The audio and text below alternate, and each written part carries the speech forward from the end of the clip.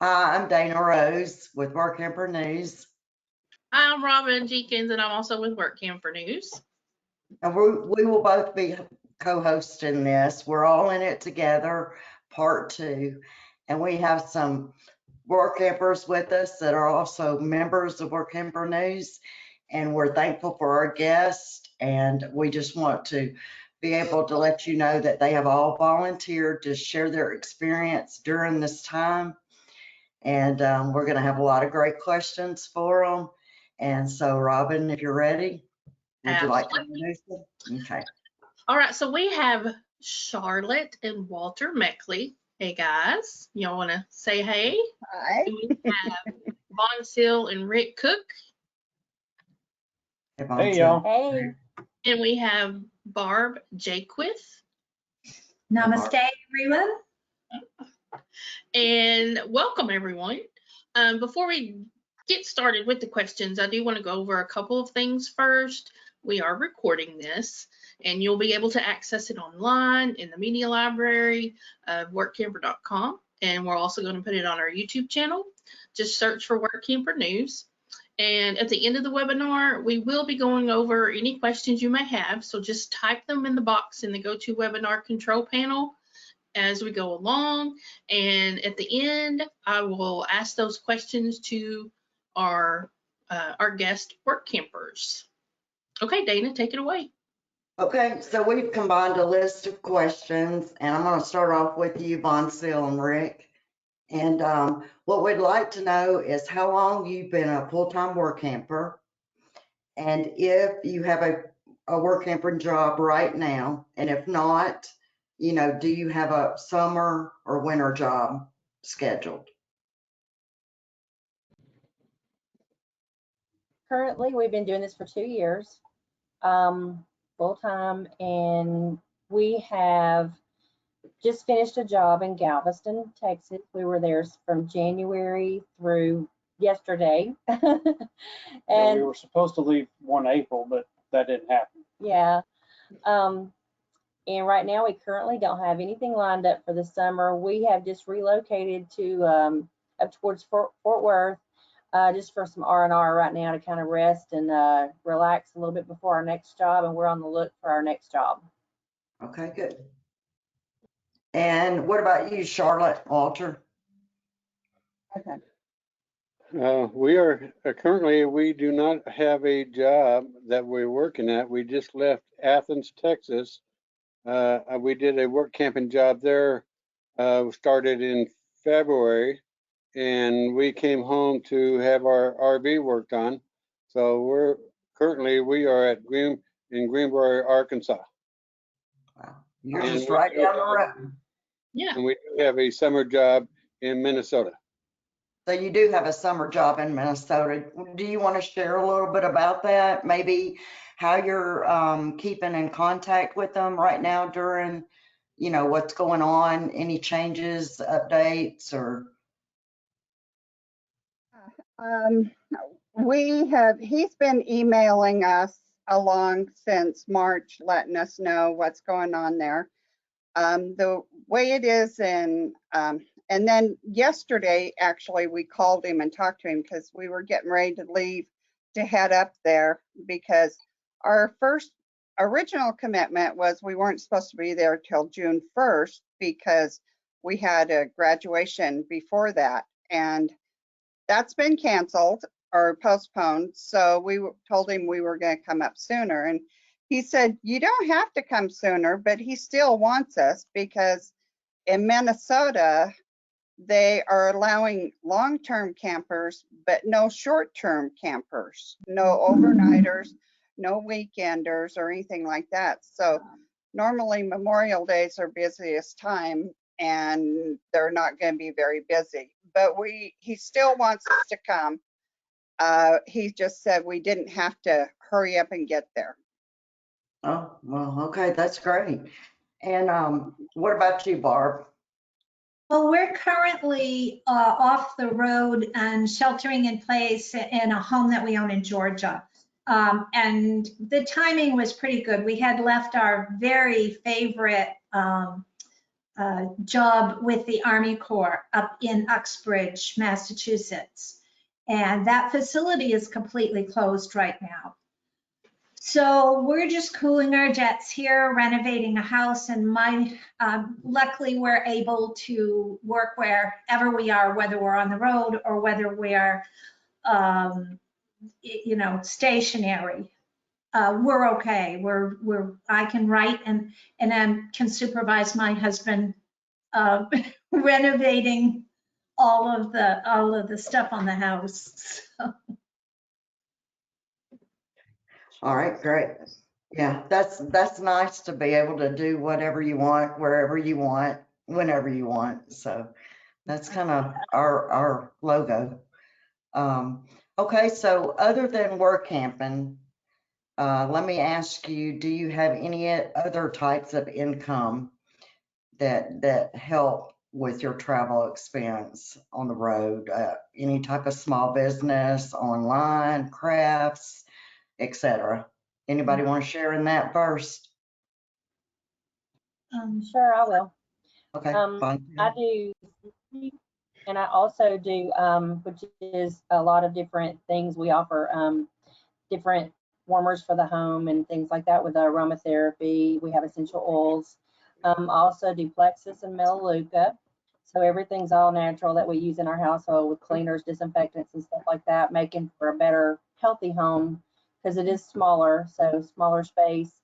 I don't want any toxins or chemicals in the house. So that's what I do as far as my income. Rick is retired. He has military retirement, so that's our other income. Okay, good. Well, what about you, Charlotte and Walter? Charlotte works in the RV. We got a toy hauler that she works in the back of the in the garage, and she does a tax business there. And I have I get an income from the VA, 100% disability right now until I get reduced. But I also do the park work. So if we go someplace, I work for our site. Okay. So with that, and then I am trying to get my license for RV tech. Yes. Okay. And what about you, Barb? Well, the freelance writing is really what keeps us going, in addition to the fact that we're retired, and so we do get Social Security. Occasionally we'll do, my husband will do some odd jobs here and there, but mostly we just enjoy being retired and try to have a mindset that we'll live within that income rather than trying to hustle and get more. The Army Corps jobs are big jobs, and so those jobs really hold us over nicely in between. And you had mentioned that to me when we first started talking that you really don't have to look for your Workamping job, because would you like to share a little bit about that? You don't have to share where it is, just about it. Yeah, I think are you talking about the Army Corps network? Yes. Yeah. Once you're in with the Army Corps and you've got all of your credentialing, which is somewhat monumental to get, it's a mountain to climb to get all of that paperwork in place. But once you've got it, it's easy to keep it up. And so you just go in once a year and update it. And that really allows you to go anywhere within their system. As long as you do a good job for them, there's always openings available. We have found it to be very flexible and really enjoyed that experience. So the Workamping thing, we just haven't had to really look hard for the next position. We just mostly go back to the same place. Right. So there's a lot of people that we hear that find a location and they just love it, so they go back. Yeah, Every it's summer. pretty deal. You know, we had a lovely spot with a place for a garden and very pet friendly, and the people who were our customers and clients at the park were lovely to work with. So we just haven't really looked too much. We do have plans to go to the care center, the escapees care center, at some point, as soon as we feel that it's safe for everyone involved for us to go back, to go down there. That is on the list to go and do for the winter. Good. Okay. Robin, I know you have some questions because you're sharing your screen. And so Well- you're letting them see your questions. Well, they were saying that they couldn't see. I had 2 people say they couldn't see their faces, and I was like, well, are we supposed I couldn't remember how it worked. Are we supposed to share our screen so they can see everybody? And so, and then I was like, oh, wait, you know, but we'll get to the questions at the end. So we see your questions you're going to ask them. We see your screen. Oh, you're seeing them. You're not seeing the people? Yes. I'm seeing everyone. Everyone is supposed to be on here, but I'm seeing your questions in your screen also. So but that's fine. That's Well, see, fine. let me show you what I did. I made it big where everybody could be seen, but I guess it wasn't doing it correctly. I don't know. Okay. Or I don't know what I'm doing. Anyway, All so we are all in this together part 2. Now it's all fixed. No, song. Now we're again. there you go. You stop sharing your screen so we can see Okay. your screen. So So But, can everybody see everybody though? Can all of our attendees? Uh-huh. we're good Yep. now. Okay. Well, I had Okay. people saying they couldn't, so, okay. Well, since you had the questions up, I know you're excited to ask them, so go ahead and ask them. Oh, where'd you get to? I'm on your questions now. Well, I have some questions too. Good. We thought you did. We saw them. Okay. Talk about real life here. Okay.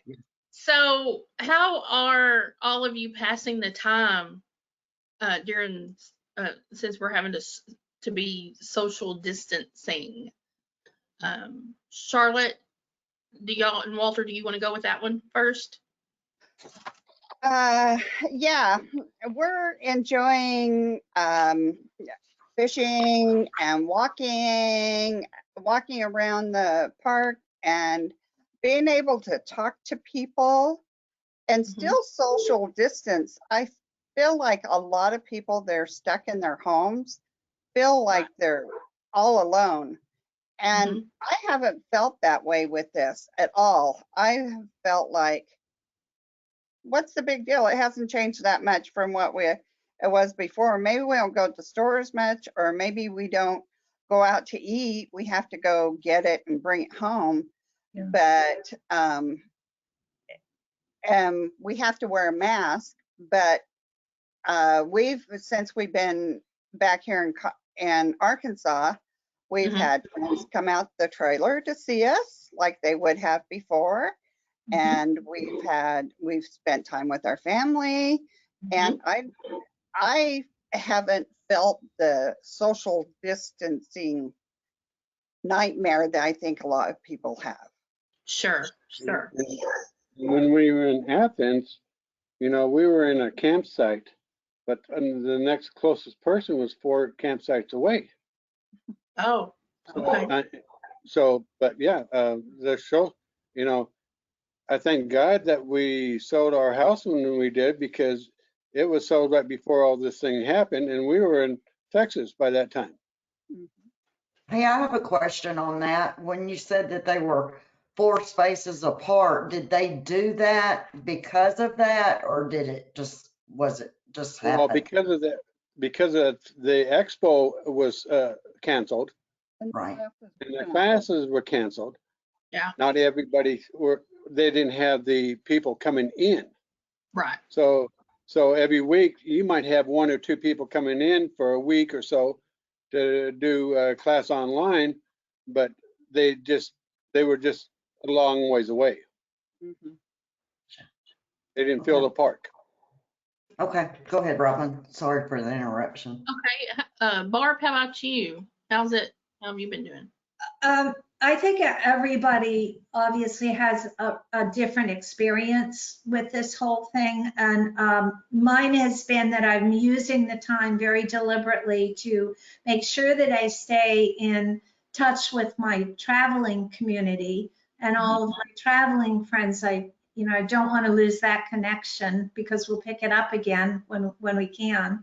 And also to just really go deeper with family and friends and have those longer conversations and more meaningful conversations than we've been able to have with really being so busy and moving about all Sure. the time.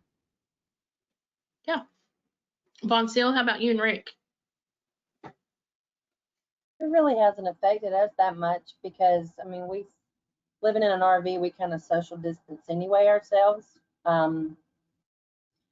We kind of pick and choose who we hang out with anyway. So being in a work camping environment, everything is just sanitized, and we knew we had to do extra stuff doing that, but I mean, it really didn't affect us that much. We still had get-togethers in the evenings with other work campers, but we were just all further apart in our circle rather than a tight circle. So.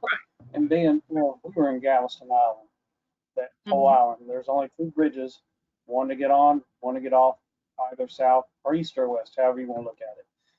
So the people that came on the island, there wasn't that many. And the ones that were there didn't want to leave the island because Houston was bad, Austin was bad, Louisiana was closed.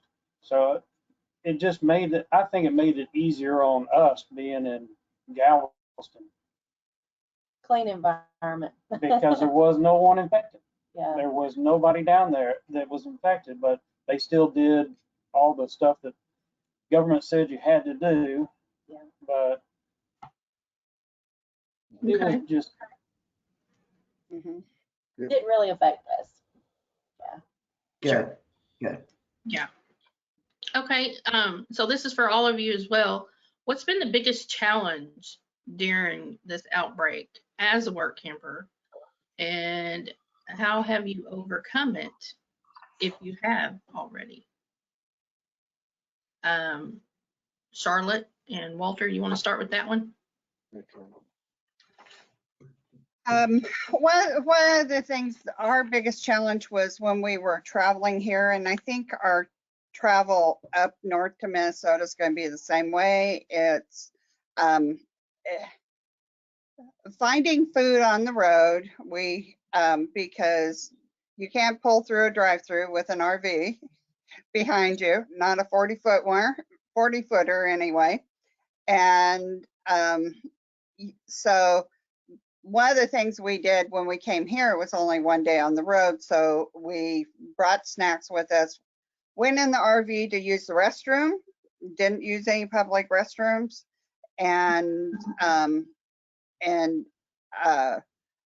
took our food with us. Now it's going to be a 3-day trip going north, so we're going to have to plan a little bit better, but we're kind of thinking we're going to dry camp. So because we've heard that getting into a lot of campgrounds for one night can be tricky. A lot of states aren't allowing it, like Minnesota isn't allowing it. And we need to do some more research about going through the different states if we're going to have any trouble with that. Okay. Barb? My biggest challenge is looking out my kitchen window and seeing my camper parked across the creek and I can't get it. Right? That's a little heartbreaking. And just, staying centered and accepting, wherever you go, that's where you are. And this is where I am right now. So just trying to radically accept what's going on, even though it's not what we expected, not what we planned for, Don't know how long it's going to go on, but we're just trying to make the best of it, stay positive, and make good decisions for us and for everybody else concerned. Sure. All right, Von Seal and Rick. I guess the biggest thing for us was finding groceries. We were, like he said, we were on an island, and we had a shortage of groceries there. I mean, people just went crazy buying up all the stuff. So we had to go to several different stores to find things sometimes. And we usually buy, the way living in an RV, y'all know, you have limited space anyway. So we didn't ever buy bulk of anything, but we would buy sometimes 2 weeks at a time just to get us through. And it was hard because we just couldn't find some of the stuff we were looking for. Eggs was one of the main things we had a hard time finding. You wouldn't think eggs would be that hard to find, but they were. Yeah. Mm-hmm. Not to Absolutely. mention Harvey toilet paper. Mm-hmm. Yeah. Okay, so my last question for everyone is, when all of this passes, what is your opinion on how the new normal will be in the work camping world? Maybe at parks? What do you think? How do you think you're going to handle that? Or just, what's your opinion? Charlotte and Walter, you want to start? Well, the new normal, I hope there isn't a new normal. I hope it goes back to normal. I hope we can go back to a period where everybody's not scared to be around each other. We are a social animal, for a better word, and we need to be around people. I'm looking forward to not having to wear a mask everywhere and being able to go to church. I think those are the things I miss the most. Sure. How about you? You have anything, Dan? I mean, my thing is that, once a month or once a week that we normally would go out and have a date night. Yeah. And I would just love to be able to do another date without having to go buy your food and park in the parking lot and have dinner.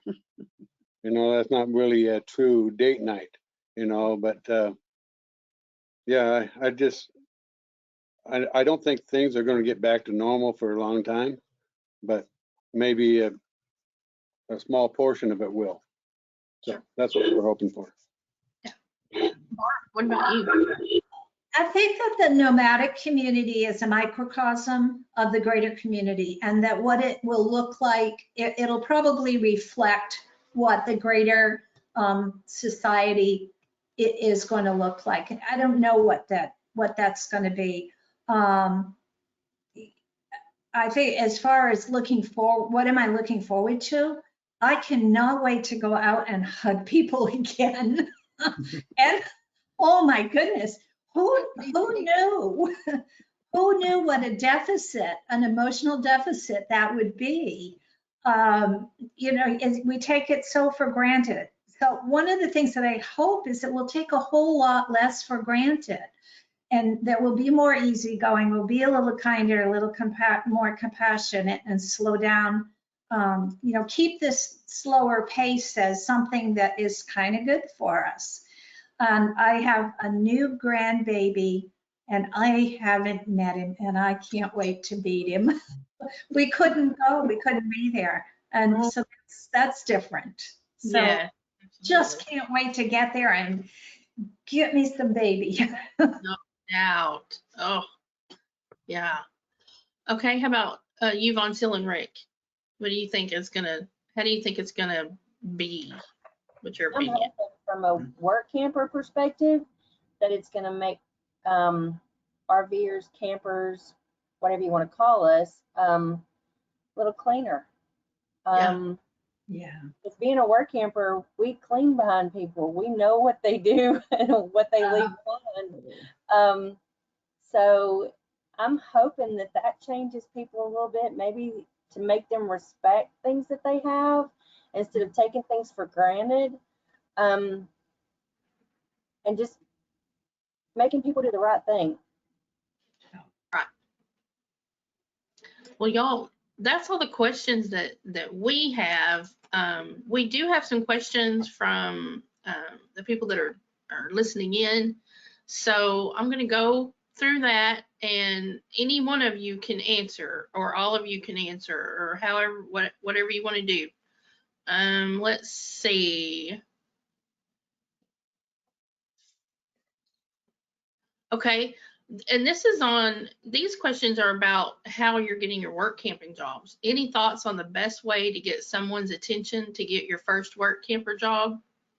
Call them. Call them. Call them. Uh-huh. Don't waste, I mean, you can send an email, but call them. Yeah, send your resume. As soon as you send that email, call them. Mhm. If you really want to work there, call them. Yeah. Yep. I would And say use your community, use your network, just like in the real world. You use your network of people that you've met on the road. Stay in touch. Get people's, when you meet somebody, get their email. Stay in touch. Send thank you notes, even if you don't get the job. Send a thank you email. Be a good business person, even in this environment. sure, that's good. That's good advice. And this one, let's see. Oh, I think they're talking about, this question is for you, Barb. When you were talking about the credentials that you needed, they were Yeah. kind of asking more a little bit about that. Like what you mean about That's a whole webinar. That's what- Yeah, it really is. You can go to the Army Corps website. I think it's acoe.gov, something like that. Google it, and you'll be able to get more information there. I couldn't even begin to touch the tip of the iceberg on that one. But you've got to have extensive background check. So if that eliminates you, don't spend any time on it, because they're very strict about that. We happen to be not interesting enough. We could pass a background check easy. So you need to be able to pass a background check easy. You need to be able to get a Dun & Bradstreet number, a Cage number, a SAM number. It's complicated, but don't get discouraged. Just keep plugging away at it. And there are commercial companies that will do it for you, but this is a do-it-yourself thing if you're computer confident. Right. Good. Thank you. And let's see. What's the average age of, well, not the average. What's the age of all your rigs of your RV? How old's your RV? Ours is 2020, Brand new. brand new. Good. Ours is a 2019. Yeah, we're a well-loved 2011. Good. Good. Awesome. Okay. Late 18, early 19. Yeah. Okay. Okay. Have you work camped in national parks, commercial campgrounds, state parks? Let's go and talk about what kind of parks that you've work camped in, and maybe give what you liked about it or didn't like about it, or your, you can say where you work camped as well. Von Seal, y'all want to start? What kind of parks you've worked at? Sure. We've not worked any state parks or national parks, but we have worked for government park. It was owned by the city of Estes Park last year in Colorado. We were out there for 6 months for the summer, and it was government owned. It was federal property. So some of the rules were a little different than some of your private parks because it was federal property. Yeah, it was Estes Valley Recreational Area. And it was just outside the Rockies. So I don't know how it was, but some of it or all of it was labeled a BLM, but it was improved because there was tent camping, but there was also a lot of full hookups and all this other stuff. they worked for Estes Valley, but it was Estes Park Campground at Mary's Lake. And they had restrictions. They put you through 2 weeks of training that you go to prior to background checks, blah, blah, blah. And then you start working the park. But then after that, we worked, it was a corporate campground in Galveston, Stellamar RV Resort. And they had owners, and I mean, it just depends on what the people above you tell you, because the people who own it or run it, whether it be government or corporate or whatever, they're going to dictate through their visits or phone calls what needs to happen at that particular park, unless it's just a privately owned mom and pop, which can be the best ones to work for, or it could be the worst. Just depends on what you're doing. Yeah. Right. Sure. Okay. I think the advice though is always get everything in writing. Yes. What your job is supposed to be, to make sure you have that in writing, because that I hear a lot of work campers complain about that from other jobs, not of anything that we've been through, but I hear that from other people. So just to make sure, even if it's an email, get something in writing of what they expect of you. Absolutely. Barb, how about you? We've worked exclusively Army Corps, so what I love about it is I just adore working with the Ranger teams. They're just all such nice people without exception. We really enjoyed being part of that team. That's the pro. The con is it's a federal bureaucracy, and and infused with some military regulations that are sort of foreign to me. Not terrible, just different. Sure. Charlotte and Walter, how about you guys?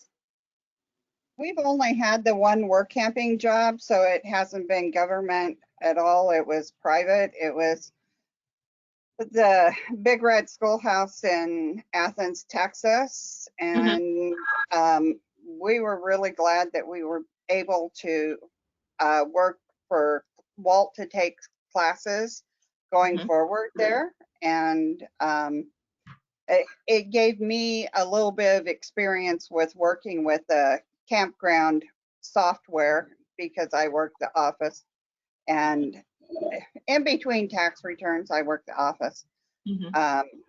But he did special projects, and he did grounds maintenance, and he did all kinds of stuff there. So that's great. That's great. Okay, have any of you, I know y'all are, Barb, are you a solo or are you a couple? No, it's my husband, myself, an African gray parrot, and a dog. And when we started out, it was 2 other dogs, but they've since passed over. So we're down to a dog, the parrot, Arnie, and myself. Sure. Okay, there's a question on here about any advice for a single. And I just have to tell you to do your due diligence and just ask, because they don't always advertise that they do take singles, but they will. Not everyone does, but also just apply. If you find a place that you want, apply. All they can say is no, but just do your research. And can I add to that, Robin? Yes. Also in our website, you can go back and look at the older magazines. I know there were at least 2 or 3 magazine issues where they were based totally on solos. It was 2018 March, April issue. And then there was another one older than that. But also I'd like to mention our new Dreamers Journey that we're doing now. We have a special on it for Dreamers, just starting out. It's $29.95, I think. And you can join that through our website. On June the 11th, Robin and I will be co-hosting with solo Workampers. Oh, okay. Cool. Experienced solo Workampers. So that you might want to stay tuned to that, but of course you have to be in the Dreamer's Journey to hear that. So we will have one on June the 11th on solos, and then it will be couples July the 9th, and they will be experienced. They will at least have 5 years of full-time work camping under their belt. So, Awesome. Okay, Yeah. there's, let's see, let me read. This one's kind of long, so let me read it first. Do you think your previous work experience turns people off or has an impact on their desire to hire you? For instance, worked in an office in clinical trials for many years with no retailer maintenance. So maybe you don't have customer service, but you have something different that they're looking for. What do you think about that? Does that make sense, what I'm asking? Yeah, I think that if you can write a resume for work camping that reflects transferable skills from what you did before you retired or before you changed directions and hit the road full time. There's lots of resume writing help on the internet, and there's hardly anything that you're doing that you can't make a case that would help you with this work. In fact, one of the joys of moving from a corporate environment into work camping is you get to start something and finish it. You can go clean the restroom and it's done when you're done. Of course, till the first person comes and uses it. But there's a lot of satisfaction in that. And I think that people appreciate, campgrounds appreciate the fact that skills really are transferable. Sure. They really are. And plus our website has a lot of help on resume writing and building as well. And we do have the resume builder tool that is designed just for work camping. And You got Workamper boot camp too, don't you? do what? Say it again. Workamper boot camp. Yeah. In the boot camp. Absolutely. We have someone wanting a little bit more information about the Dreamer Journeys. So do you want to give them the website and all that, Dana? let's see, we can do that, or just how about them email me at Dana, D-A-N-A, at Workamper, WORKAMPER.com, and I will send them all the information that they need. Of course, you can go on our website and look at it. If you get our daily hotline, it is over there on one of the header sides. So they can find it by our website at www.workamper.com. Okay, awesome. And for someone new, what type of jobs or skills are needed to start out as a work camper? What would you, what kind of advice would you give? Well, what we did is we put our resume, first thing we did is wrote our resume. And then once we wrote a resume, people start contacting us, and then you can pick and choose of what one you want. We had about 4 jobs that were contacted us after we did our resume, and once we got that done, that's when we started getting contacted, and then we made the decision which one we wanted to go to. Right. And you're talking about, Walter, you're talking about doing your resume in our awesome applicant resume through our website. Yes, Okay. on your website. Okay. Awesome.